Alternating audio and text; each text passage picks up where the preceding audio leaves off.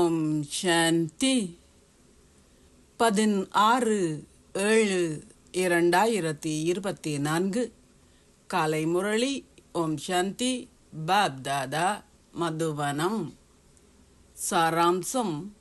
இனிய குழந்தைகளே, நாடகத்தின் மிகச் சரியான ஞானத்தை கொண்டிருப்பதனால் மாத்திரமே உங்களால் ஆட்ட அசைக்க முடியாதவர்களாகவும் ஸ்திரமாகவும் இருப்பதுடன் நிலையானதொரு ஸ்திதியையும் கொண்டிருக்க முடியும்.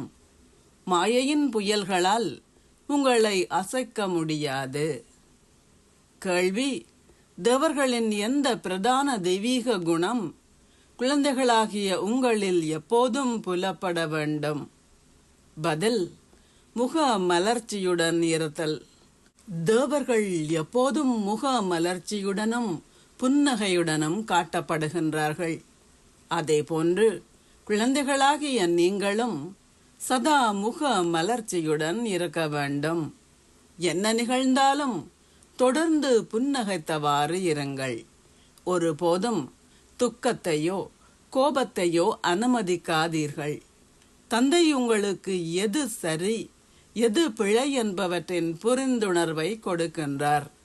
அவர் ஒருபோதும் உங்களுடன் கோபப்படுவதோ சந்தோஷமற்றிருப்பதோ இல்லை. எனவே குழந்தைகளாகிய நீங்களும் சந்தோஷமற்றவர்கள் ஆகக்கூடாது. ஓம் சாந்தி. தாரணைக்கான சாராம்சம். 1. இந்த அதி மங்களகரமான சங்கம யுகத்தில் தூய்மையாகி உங்களை அலங்கரியுங்கள். மாயையின் புழுதியில் உருளுவதனால் உங்கள் அலங்காரத்தை ஒருபோதும் அழித்து விடாதீர்கள். இந்த நாடகத்தை மிகச் சரியாக புரிந்து கொண்டு உங்கள் ஸ்திதியை ஆட்ட அசைக்க முடியாததாகவும் ஸ்திரமானதாகவும் ஆக்கிக் கொள்ளுங்கள். ஒருபோதும் குழப்பமடையாதீர்கள். எப்போதும் முக மலர்ச்சியுடன் இருங்கள். ஆசீர்வாதம். ஒவ்வொரு செயலையும் நன்றாக சிந்தித்து செயலாற்றுவதால் வருத்தப்படுவதிலிருந்து விடுபட்டிருக்கின்ற ஓர் ஞானம் நிறைந்த ஆத்மா ஆகுவீர்களாக. உலகில் சொல்லப்படுகின்றது, முதலில் சிந்தியுங்கள், பின்னர் செயலாற்றுங்கள்.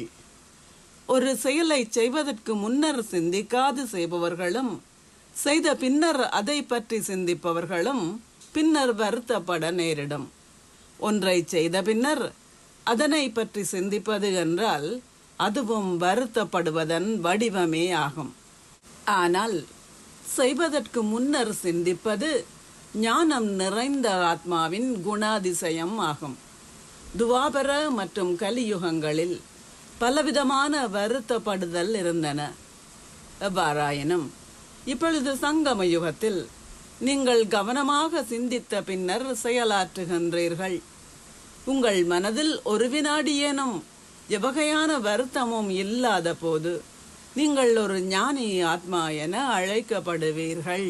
ஸ்லோகம்.